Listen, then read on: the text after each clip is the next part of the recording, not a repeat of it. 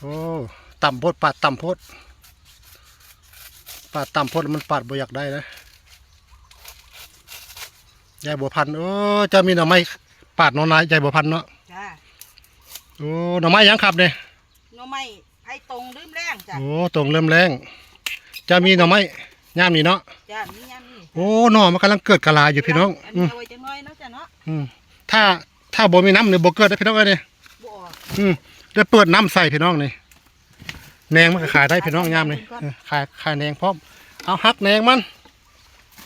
หักแหนงมันหน่อมันให้มันยาวจังหน่อยจากนั้นโอ้ยายบัวพันธุ์มีแหนงหน่อไม้ขายเด้อพี่น้องเอ้ยผู้ใดอยากได้ก็สั่งได้จ้าผู้ใดอยากได้ก็สั่งเด้อผลว่ามีบ่หลายได้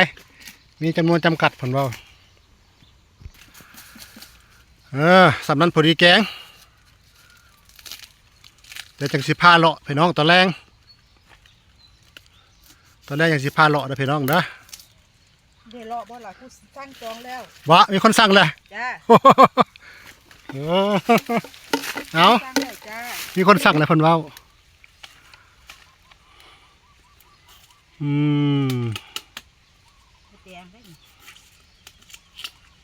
มีคนสั่งแล้วบ่ต้องจองคนเว้า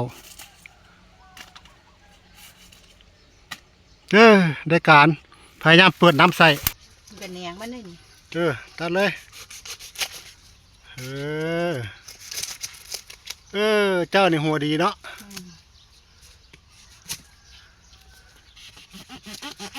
ปีกายนี่บ่ได้กินบ่ครับบ่จ้ะบ่มีนะบ่ได้เปิดน้ำบ่ได้เปิดน้ำใส่จ้ะฮดเอามันบ่เกิดเนาะครับเนาะแม่น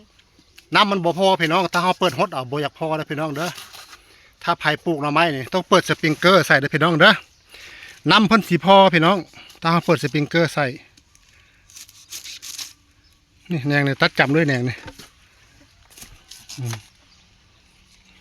มืดแล้วพี่น้องรถพวก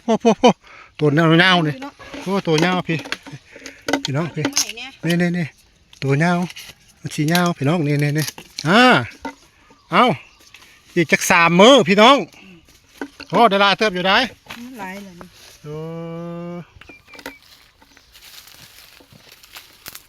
โอ้ได้2 ถุงบ่ครับนี่ประมาณจ้ะประมาณ2 ถุงจ้ะโอ้ถุงละเท่าไรครับ9 บาทจ้ะโอ้ถุงละ20โอเค